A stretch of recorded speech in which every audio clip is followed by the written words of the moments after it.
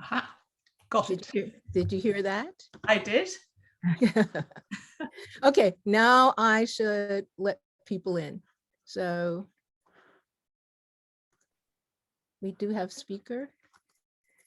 Here are participants. Oh my gosh, so many people here. Welcome, welcome, welcome, welcome.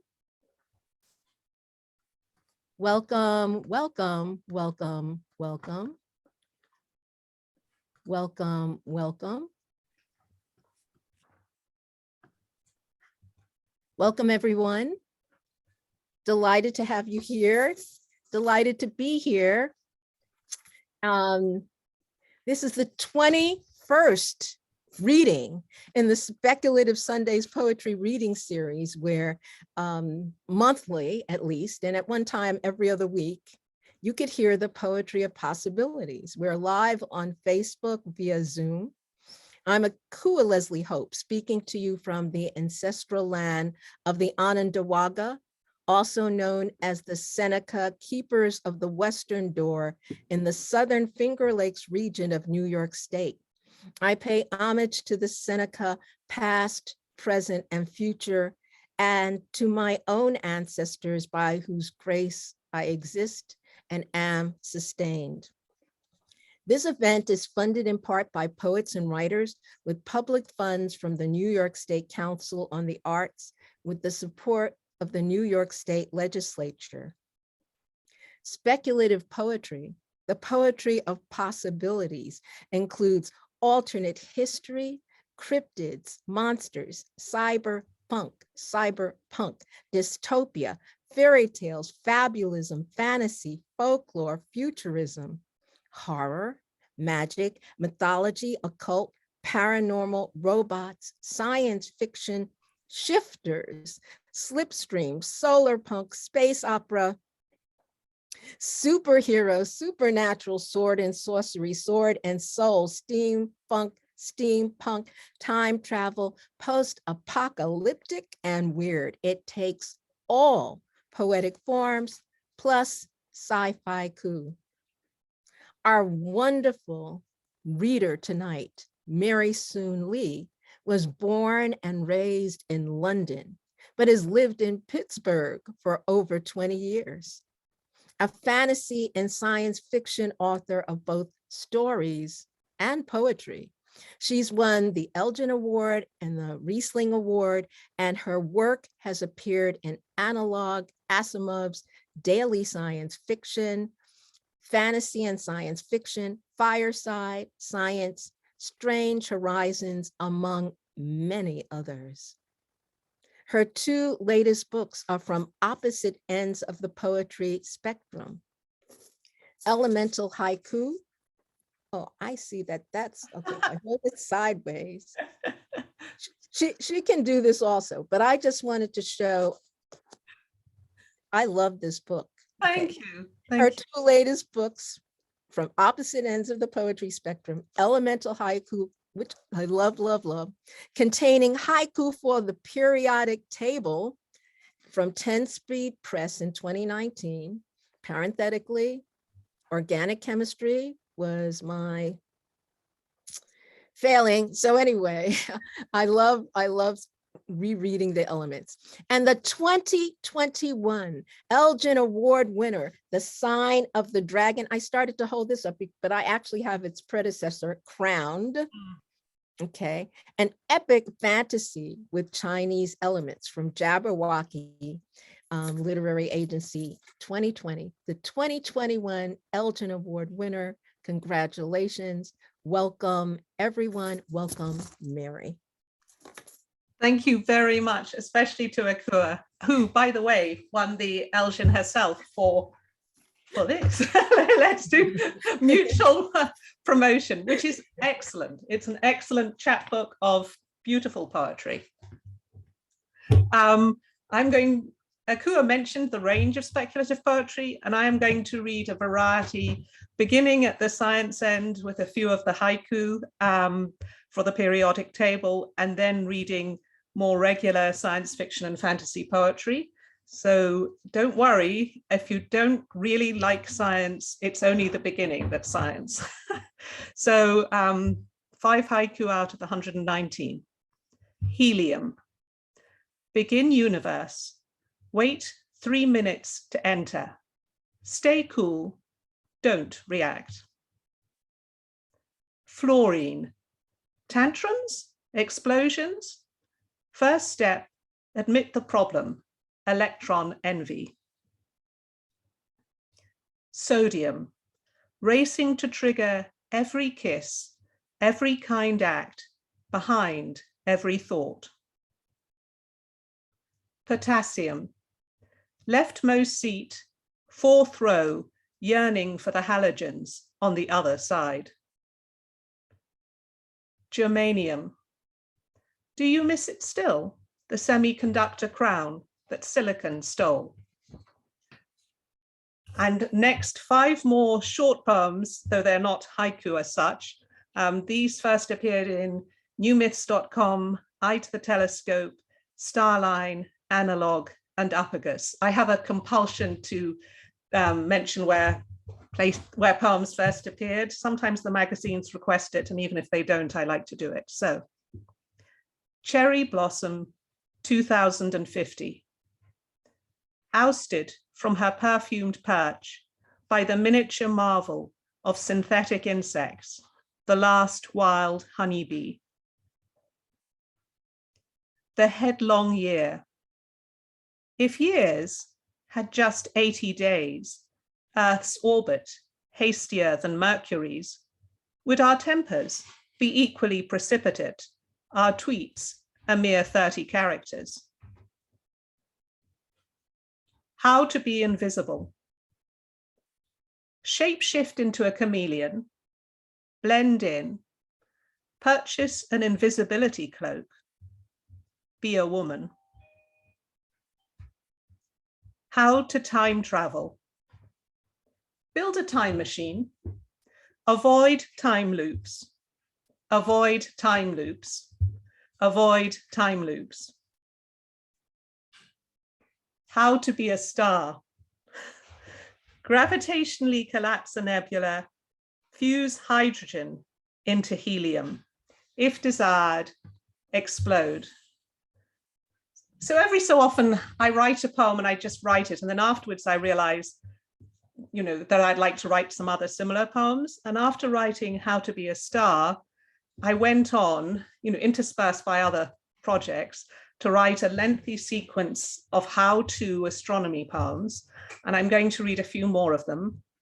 These first appeared in Apex Magazine, Eye to the Telescope, Rune Literary Journal, Upagus, newmyths.com, and Spillway.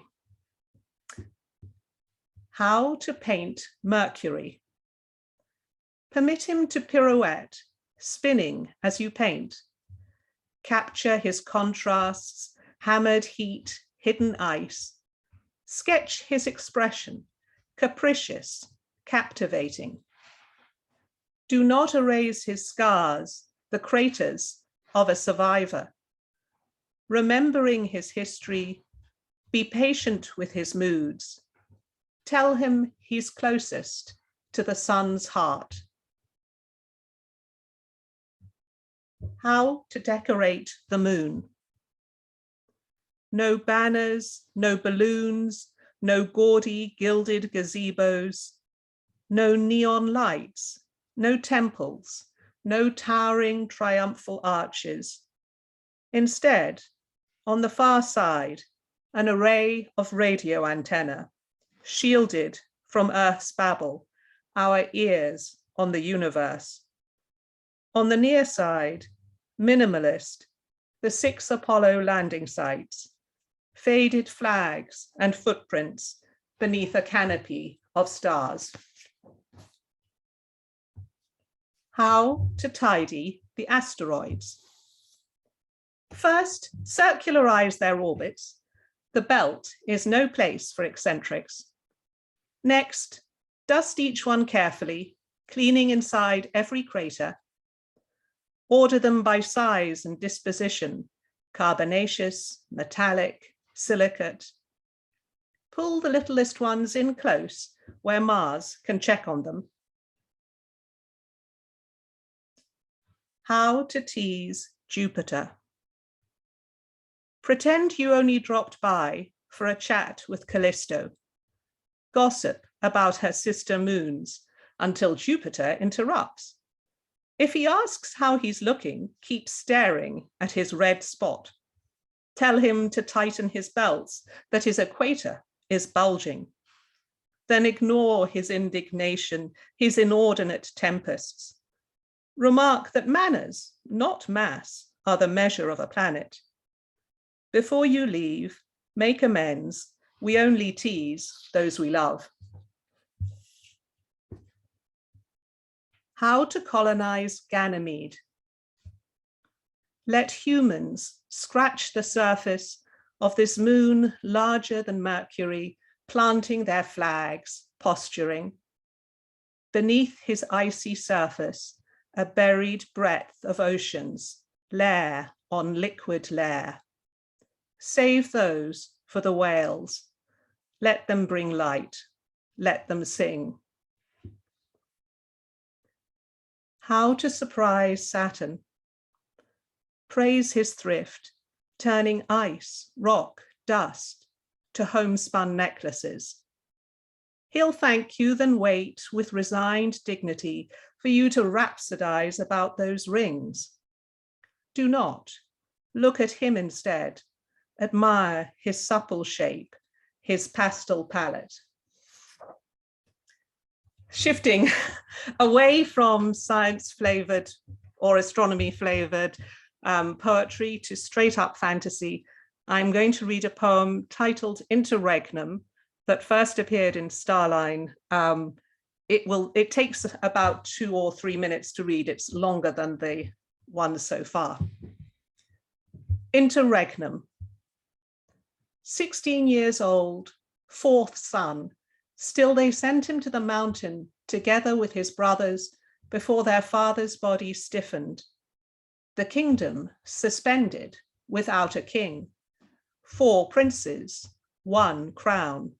A crown he had no use for, a crown of war, alliances, duty. He slept on straw near his horse, displacing the stable boy, waited for his eldest brother to return triumphant, ready for the throne. Then brother after brother vanished into rock and ice and cloud. The steward took his sword, his shield, sent him out at dusk. No torch, no guide, no horse, no servant, no food, no water. Snow deepened under his boots. He waded through drifts, fell once, twice. The wind mocked him. He thought of the warm stable, the bed of straw, his horse, sleep. But sleep meant death, so he stumbled on. The wind called his brothers' names. He shouted back his own name. The wind laughed.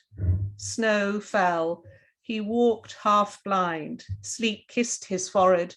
The wind said, sleep. He sang to drown it, sang hymns, nursery songs, drinking songs, dirges, ballads, marching tunes, the love songs his mother had favored, she who was bartered for peace to a man she had never met. He fell, pushed himself upright, saw a black cloud speed against the wind. She landed beside him, her breath ash, snow steaming from her wings. He knelt, but did not beg, and asked after his brothers. One slept, one fought, one pissed himself. They didn't taste like kings. She laughed. And you, what will you pay for a crown, little princeling? Nothing, I don't want it. She flamed, and he saw himself reflected in her scales, a kneeling, shivering boy. Then why, she asked, are you here? Because they sent me. He stopped. No, He was so tired he couldn't think, because the kingdom needs a king. He struggled to his feet. And what will you pay for the crown, little princeling? Gold? Men? A song? My freedom, he shouted at her. Well, she said, that's a start. Years later, on a spring morning, his queen asked, greatly daring, about the woman whose name he cried in his sleep. Not a woman, he said, his heart on the mountain where he entered his kingship. So, thank you. That is another time when I meant something to be a standalone piece, but in the end, I ended up writing 340 more poems, completing the story about the boy in the poem. And I titled the book The Sign of the Dragon. Of all the things I've written, it's the one that matters most to me. And I didn't intend to say this, but this is true. When I look at it now, I can see lots of flaws. It doesn't matter in the sense that it still matters to me. I just wish it were perfect, which it isn't. When I was writing it, one of the things I enjoyed was being able to switch point of view from poem to poem. And this, for example, is a poem from the perspective of the enemy queen, Fian.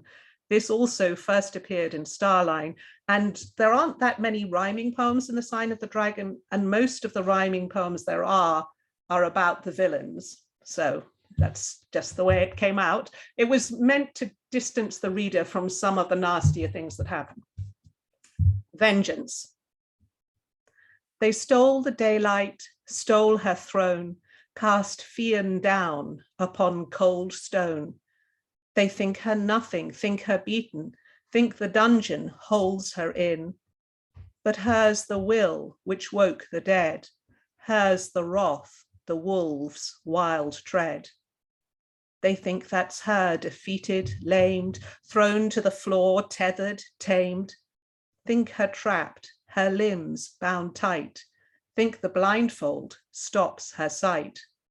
But hers the will that does not yield, hunting allies, eyes tight sealed. Finding in far off desert sands a beast to bend to her commands. Her life the cost to spur that beast, to wreak in time her vengeance feast. Hers the guile, her bonds to loose, hers the hand to knot the noose, hers the airless swinging death, hers the rain, the wind's wet breath.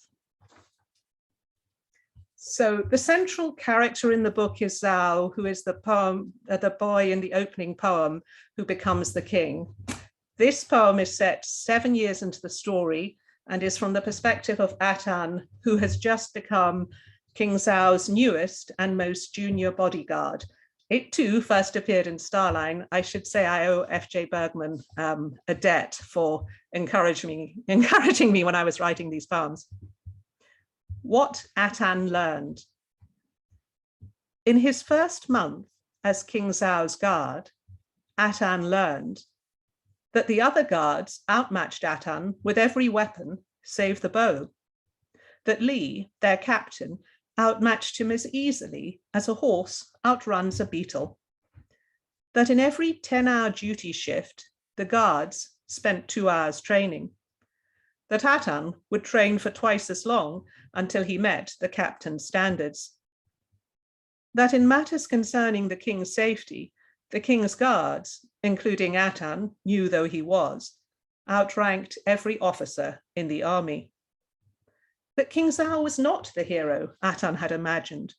In all that month, no demon defeated, no magic wrought, no monster slain, no battle fought. That Zhao bruised as easily as other men, and in private, nursed a mosquito bite as if it were a war wound. That in public, Zhao never complained, never showed when he was tired, listened more than he spoke, noticed more than he said. That the guards ate breakfast with the king and his family, that Princess Ying, age 3, loathed rice gruel, craved sesame balls. that the king took Prince Keng riding twice a week, no matter how busy he was, that the king trained with his guards every day, no matter how busy he was, that the king was busy every day, that the king would sooner talk to Tian, his elderly cleaning woman, than to the dignitaries vying for his time. That the dignitaries were unlikely to guess this, Zhao attentive to all who approached, high or low, man or woman. That, in private, the guards bantered with each other, that Li and Liang and Gan bantered even with the king. That, in public, the guards held silence. That at the close of every shift, the king bowed more deeply to his guards than he did to visiting princes. Even to Atan, the least and most junior of his guards, Zhao bowed as if to a king. In that poem, there is a brief mention of Tian, Zhao's elderly cleaning woman, and this is a poem about Tian that appeared in Songs of Eret's Poetry Review. Portraits. Only 2 official portraits ever made of King Zhao. The one in the throne room depicts him after he won his first war, 17 years old, robed in red, crowned in gold, no hint of triumph on the boy's stern face. They caught Tian off guard. She had finished cleaning the king's rooms, had an armful of dirty cloths as she stepped out into the hall. The king and his guards were lined up along the wall. They all bowed to her, and led her into the breakfast room, the table laid with plates, tea bowls, a single mooncake. King Zhao pulled out a chair for her, the king beaming, Tian speechless. The king cut the mooncake into little pieces, scattering crumbs.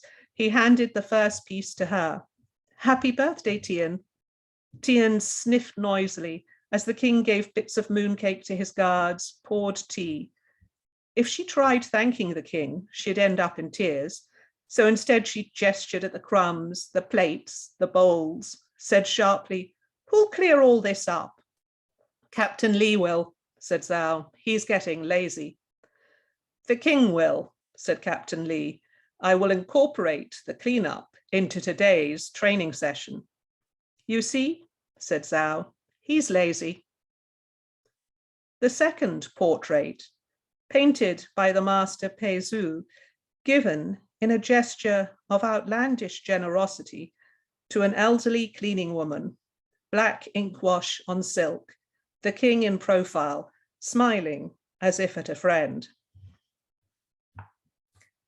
I'm going to read one more poem from The Sign of the Dragon, and then I'm going to do some science fiction poems. In this poem, it may be useful to know that King Zhao has a kind of horse magic. The 8th son of Gan. Once, when I was a boy of 17, there came into the horse country a scarred king whose destiny was ordained by dragons. When King Zhao first arrived to summer with our tribe, I saw his scarred hands and pictured the 2 of us battling demons side by side.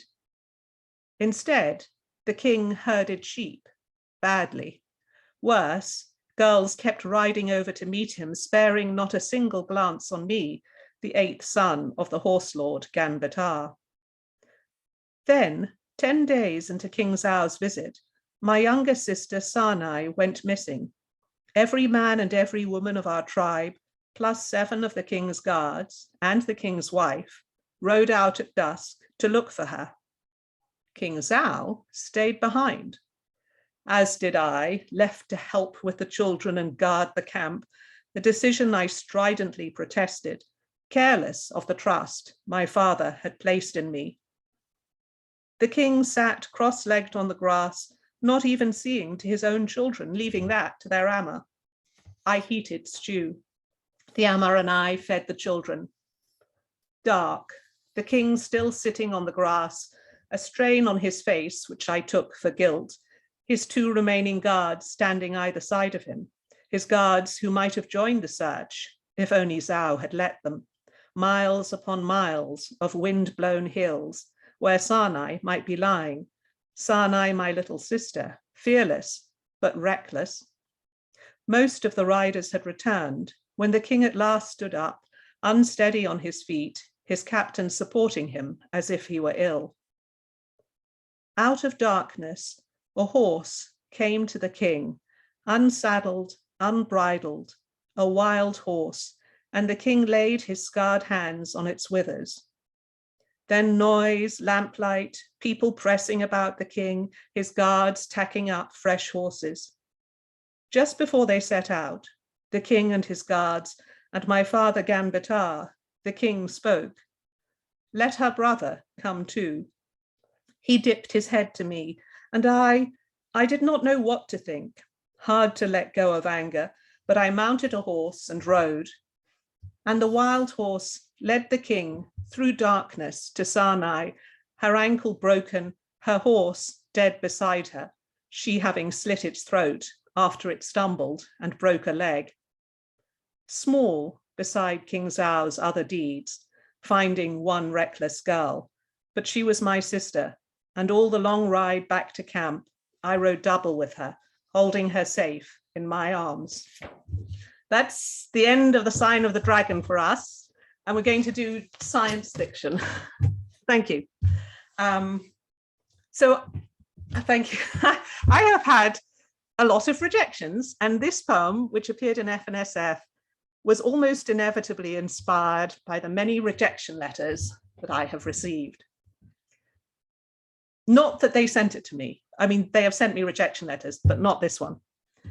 Dear Creator, thank you for your submission. Regrettably, your draft universe isn't quite right for us. Perhaps you proposed a surplus of elements, or your deterministic rules were too predictable. Possibly your Big Bang wasn't, or you weren't particular about your particles. Maybe you treated your material with insufficient gravity. We find flat universes too two-dimensional and cellular automata formulaic. Cosmological constants should be. Please wait until entropy increases by at least 1% before resubmitting. P.S.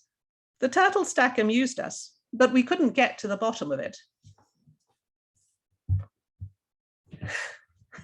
I write quite a lot of cat poems, and I have only included one tonight. This one is from newmyths.com. The cats of Mars refuse to wear spacesuits, have never been outside, never hissed at a dog, never tasted mouse, consume 58.2% of the colony's fish, most of which they appear to transmute into fur to be shed where inconvenient, defy gravity, such as it is, hind legs injecting delta V to dock on ductwork and claw the insulation. Belong to no nation, no individual, crossing borders as if they own the planet. And this science fiction poem is about the Olympics, and it also appeared in FNSF. Last human in the Olympics. Forget the years you trained, mauling merely human muscle. Forget how fast you fell behind the fleet, four-footed favorite. Forget the crowd, their scorn, jeers pounding in your ears. Forget what you would have given to be modified, improved. Forget those last leaden laps, how envy fueled failing limbs. Forget how you staggered across the finish line, last place, gasping, cramping, but then, remember this, the other athletes awaiting you, hands, paws, talons raised in salute. The last regular poem I'm going to read is an alternate history poem about Dodos, and then I'm going to close with a poem about Le Guin. This poem appeared in Grievous Angel.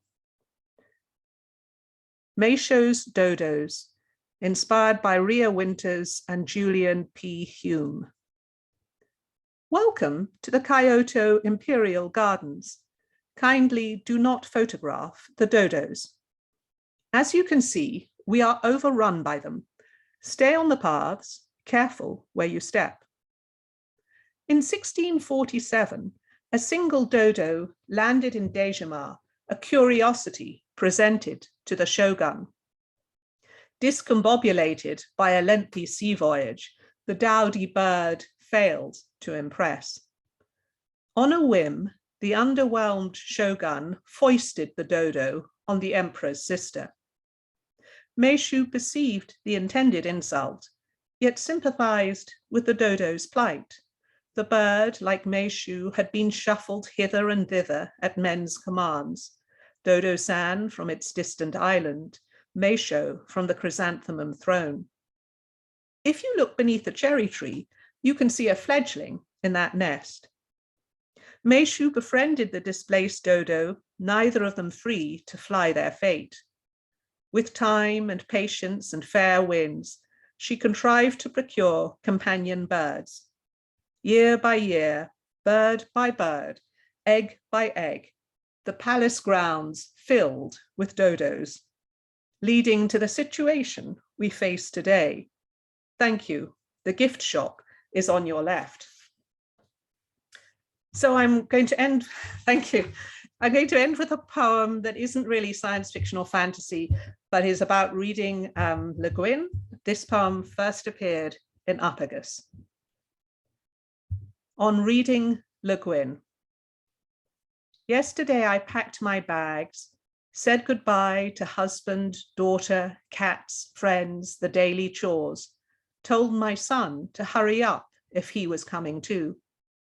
Before we left the house, before we opened the door, I smelled salt in the air, heard the wind whip waves against the wooden wharves. Years since I last sailed the islands of Earthsea, but everything the same, the swift hawk's flight, that brightness on the water, the fire the dragons woke in me. The boy I met 30 years ago glanced past me, eager for adventure, his impatience pinned in the pages with his youth, while I, outside the story for so long, had grown older, fatter, named my son, but now I'm coming home. That's it. That is all. Thank you. That is marvelous. Thank you. Well, thank you. Bravo. Bravo. Your work is so beautiful and gorgeous and luscious. And Thank you. I'm stunned and I'm tongue-tied as again. Well, you're okay. So great at this. No, because I began with a list of questions, but your reading, of course, evokes and invokes experience immediately. Let me begin by saying thank you for reading Interregnum. I don't know why you think that's imperfect. I've read that poem more than once, more than twice, more than 3 times. I love it. I love the journey, the subtlety, the storytelling, and your precision. You are very incisive and scalpel-like, and I'd love if you talk about what is it in your approach to creating that pushes you toward what always seems a kind of economy? For me, that's what makes things, often what makes things poetry is that they are concise, that they compress a lot. Even long poems are still compressing what would be, pages and pages if it wasn't poetry. I mean, that's not always and invariably the case. Like, I don't know, maybe I don't know, Dr. Seuss or something, which is a different style of poetry. Maybe that's not true. But for most of what I write, I feel like I'm trying to compress things into a smaller space than they would be if I were writing a story. So you're driven to do that. I think that, yeah, I think if I'm trying to write poetry, then that's what happens. Sometimes I'm trying to write stories, and occasionally I have difficulty telling, whether I'm writing a story or a poem. Once or twice I've switched them over from one to the other. Well, that's such an interesting idea. Like, do you just write and then decide the form, or is the form first for you? Which comes first? The form comes first, but very occasionally I look at it and then I say, I feel like this didn't work out. And then I think, but maybe it would have been okay as a story, so. That's interesting. So the form comes first. Hmm. When did you begin writing?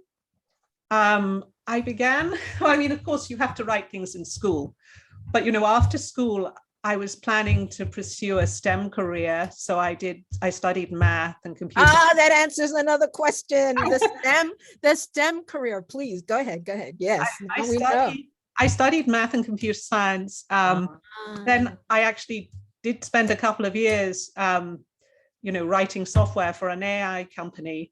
And then I went back and I did an MSc in astronautics and space engineering. No wonder. Then we went to the United States. My husband got a job over here. And this is a long story, but it's the truth. But pause for a second. You got your degree in the master's in what? In astronautic engineering. I'll type it in the chat if you want. Mary. But then when we came over to the United States, it was primarily my husband doing a postdoc, and I was looking for a job, and I got a job offer to do AI for molecular engineering. And then the Gulf War started and they would not issue work permits. We went to Logan Airport because it was just about the time I was supposed to collect my work permit. We went to Logan Airport, and on the door where we were meant to get the work permit, it said closed due to the situation. So we went back and then a day or two later, you could at least get sort of a recorded message from the people who were supposed to issue work permits saying, eventually we will reopen, but we're not sure when. So I called the company that had offered me the job, and they said, we'll hold a job, so just wait around until you get the work permit. And so then I started writing to amuse myself. And actually the first thing I tried writing, which was unsuccessful, was Star Trek Next Generation scripts. Don't ask. Anyhow, I tried that and I liked writing. So I decided I wanted to write instead of doing AI for molecular engineering. And I never took the job, though I did get the work permit. That's fascinating. So this is later in life. Did you not do poetry or anything previous to the moment? Well, I had written very occasional poems. I used to write a poem for my father on Valentine's Day. He died when I was 20, so then there was a gap. There wasn't even the annual Valentine's Day poem. And then, I don't know if I even want to say this, I wrote some Star Trek fan fiction. Why wouldn't you? Listen, I'm an old person. I'm a Trekkie. I saw it originally in the 60s in black and white. My whole family split on so it's okay. Okay. Well, I did. It's okay with me. But I wasn't trying to do it in any way that would make money. I was just sort of, or any professional capacity. I was just sort of having fun. But then, when I wrote these Star Trek scripts, I wasn't good at it. It was a learning exercise, but I was trying to be professional or something. I learned a lot, but they were not actually good. They didn't sell or anything. We will not use sales or even acceptances. No, but as they were the actually as the bad. measure. That can't be the measure. That can't be the measure. I think I learned a lot from them, but they were in fact bad. So that's all right. But I'm really astounded at what's at you shifting from science and STEM to writing. Well, That they not that they don't both exist for many people, but that your track was, yeah. I did read all the time. Reading was my number one recreational pursuit, and almost my only recreational pursuit when I wasn't with friends or my husband. And it still is, you know, if I just have time to myself and I'm not trying to write, I read. So I was reading all the time that I wasn't writing. Wow. Which I consider, you know, kind of preparation or something. Absolutely. Thank you for saying that. I especially because if there are, I didn't look at everyone who's here. If there are young people, there are so many young people who have said to me, I don't have time to read, I write. And I'm just like, whoa. Yeah. So thank you, Mary, for upholding the idea that being a good reader is essential to being a good writer. Tell me a bit about your incredible dry humor. Yeah, that your astro poetry is filled with personification. Yes, I do a lot. And filled with humor. I think the personification is I mean, although I know it's not real, I do anthropomorphize things. I mean, I understand that in reality, there's nothing there, but I still, you know, like in England we call you make us see something there though. So now I'm not sure anymore. As for humor, dry humor. So my father was a doctor, and he would, you know, he would make the kind of I've forgotten really the word for it, but you know, humor about dark subjects, because you know, wow. And maybe it came from that. We also had a family friend who was very influential in my life, and you know, she could be sarcastic. She could be quite sarcastic and witty. She is a very smart woman, and she was her boss must be dead by now. She used to make, you know, very funny stories about her boss, who was clearly not as smart as she was. I like that. Oh my gosh. Well, that it's received is one thing, but that you choose to use it is so delightful. It connects us so deeply with these subjects. But now that I know that you studied astronautics, I think the other part is your comfort with the subject, that you feel free to take, I won't say take liberties, to go in that direction. Is that part of it? Because this is all second nature to you. No, I think that permission is very important. I think there are a lot of things that, like I've actually forgotten almost all the math I learned, but I still feel like if I re-looked at that theorem or whatever, I could, you know, it would come back. So I feel unintimidated by math, which is a good thing. And, you know, the sign of the dragon contains a lot of Chinese elements. And my father was ethnically Chinese. And I think it's the fact that he was that gave me permission to try writing it, even though, you know, I went to a British school and there wasn't very much in my day-to-day life that was Chinese. I mean, his relatives would visit, and then it was a little bit more so. But by and large, I lived like a kid growing up in London. And the school I was in my class, there were no other Asian kids in my year, except for a couple of years when there were 2 visiting girls from Japan, but most of the time there weren't. Well, I wouldn't know, and I wouldn't have a guess, except that I had profound resonance and started to salivate when you mentioned mooncakes. because I'm from New York City. And so while Asian culture is not my culture, there are those aspects of Asian culture which we all as New Yorkers enjoy. And I wait each year for my beloved friend to send me a mooncake from New York City with an egg yolk in it. So that the king cut it into teeny pieces. I was like, how many pieces could he cut it into? Of course it's gonna crumble. Right? Yes. And then I was just like, it's so precious. He wants to share it. That made me connect there. Okay, so I'll stop there. Let me ask you more formal questions about the sign of the dragon, because I wondered about the names, how you arrived at choosing the names. But before you answer that, the other thing, especially as time is going away, the idea of the multiple points of view.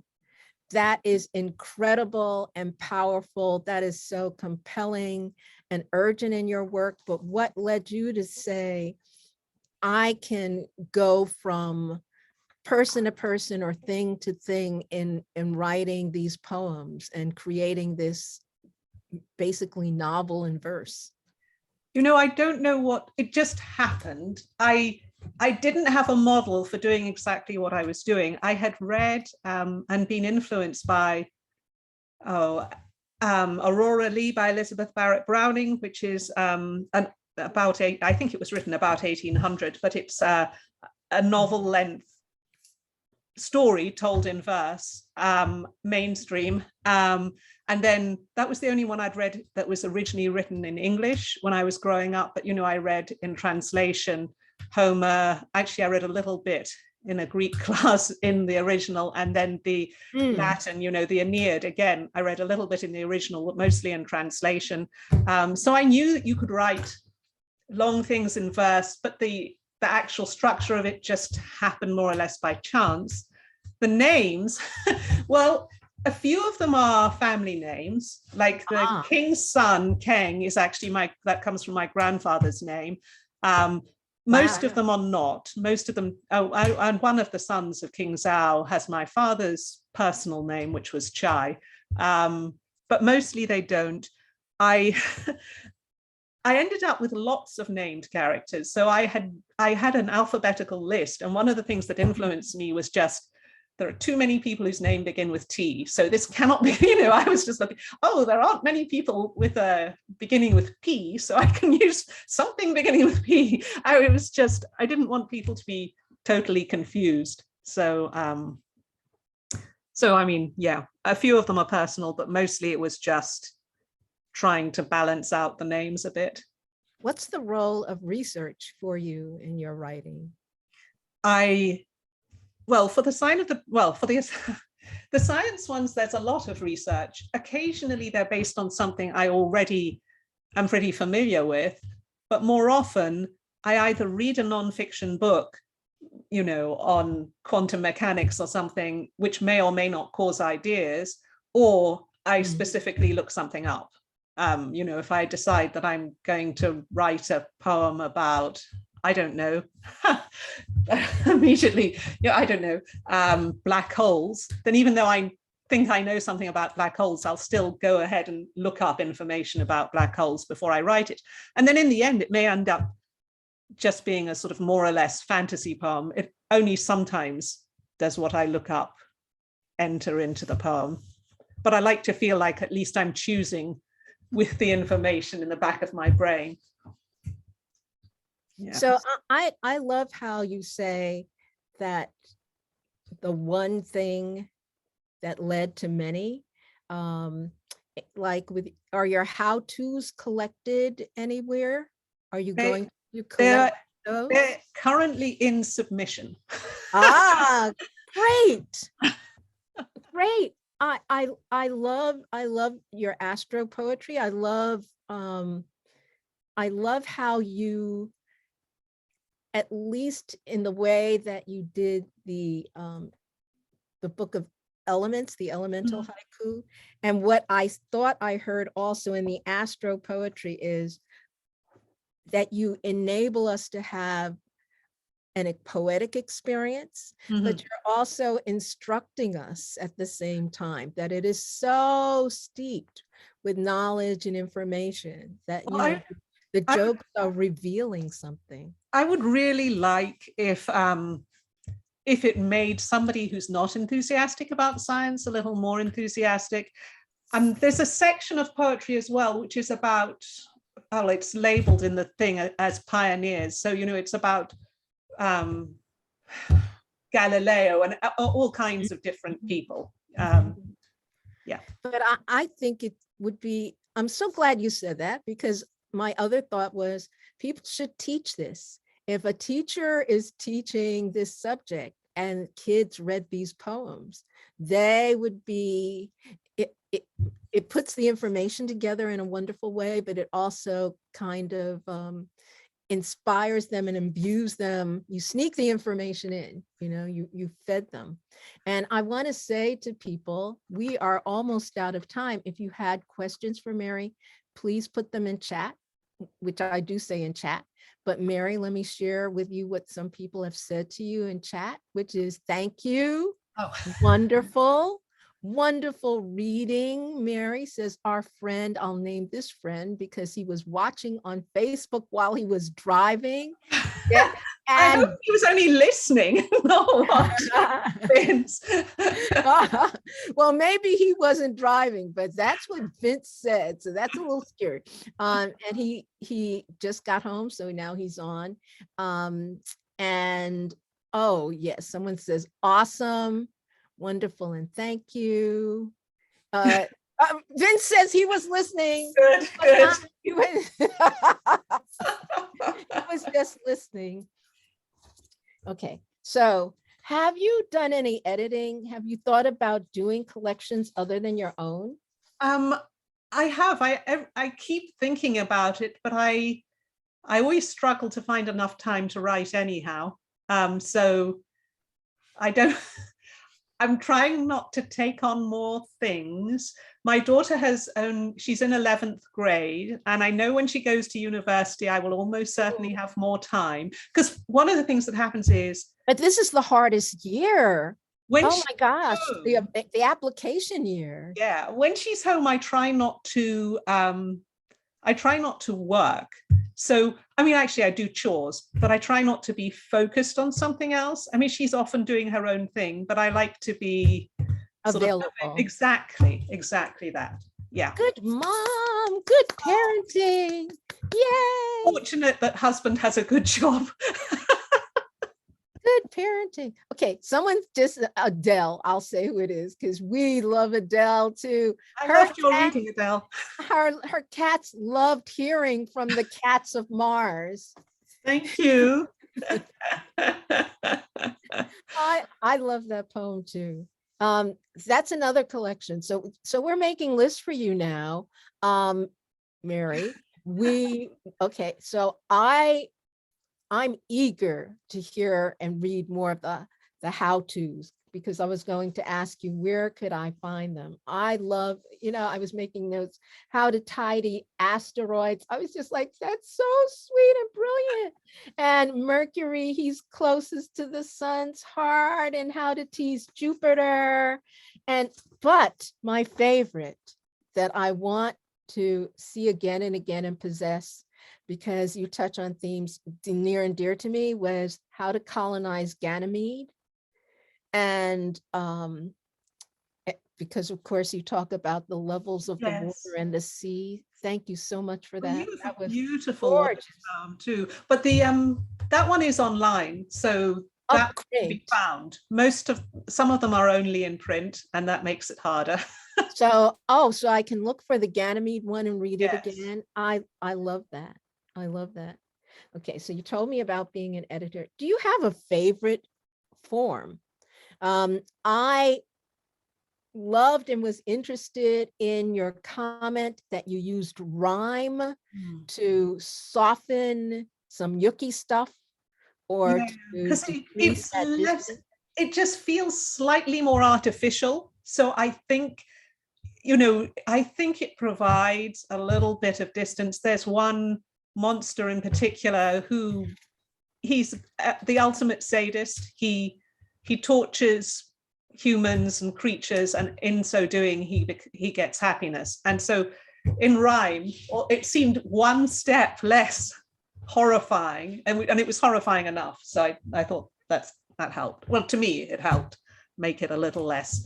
And then there are some points where there's no rhyme and bad things are happening, but I didn't want that to be too much. So like there is, well. No, that's fascinating to me that you use rhyme for distancing, unlike also humor. Some humorous poems I write rhyme, not all of them, but some of them do. Okay, for distance and humor. Do you have a favorite form? Well, I would say that the haiku have been good to me, but my favorite form is almost certainly not really a form, but I like couplets. So I like writing, free verse in couplets. And every so often I experiment with something. So I think earlier in October, I went through a very brief villanelle phase. Aha. I love villanelle. So and I there was another very brief pantoum phase. I was just gonna say, and that's my next favorite, or my first favorite. The pantoums were not very good. The villanelles, I'd like to try again, because well, anyhow, yes. So we've got a question and only 3 minutes to go. Okay, as you were writing King Zhao's story, when did the overarching story form? Right. Do you write chronologically? Great question. So I wrote some pieces. The first poems I wrote in it were roughly chronological, but there were gaps that I later filled in. And I didn't go to the end of the story before I was sort of filling in gaps and darting backwards and forwards. But I don't know, let me say I was probably 1/3 of the way through when I decided on the overall shape of the story. And in the sense that if you were writing Romeo and Juliet, I would have known where we were headed at the end, but I hadn't decided exactly the steps we would take en route. How to get there. Yeah. And there was one point in particular with the character, the evil queen, when I was held up, wondering how to do one particular thing with her, but I could always, if I wanted, go past it or go earlier. So it wasn't strictly written chronologically. Good to know. That's fabulous. The villanelle form is just villainous, says Denise. Yes, it can be. I'm definitely a pantser. Absolutely. For short stories too, I'm also a pantser there. Yeah. For me, short stories definitely about pantsing. So I'll second that. And we are out of time. Thank you so much. I want to thank you. Thank you for coming. And I love your work. I enjoy your work. If for anyone you are hearing it for the first time, please get any one of her now several books. I'm going to hold up the old one. Well, you're not seeing that. So but Elemental Haiku is showing up. The other one isn't showing up because of my little background thingy, but okay. So I have Crowned, which is the Sign of the Dragon, book 1, but there's the Sign of the Dragon, Elemental Haiku. I want to buy that for almost everybody. So for my nibblings, if you've got nibblings, I think it would make a fabulous Christmas present, in that it's engaging, entertaining, and instructive. The other book is just transforming and transporting, the Sign of the Dragon. So you'll always have a good experience with it. Thank you so much for being with us, Mary Celine. Thank you all for coming. And please keep in mind next month when we have Colleen Anderson. But till then, be safe, stay well, peace and joy. Thank you all. Yes, hi Denise. Bye.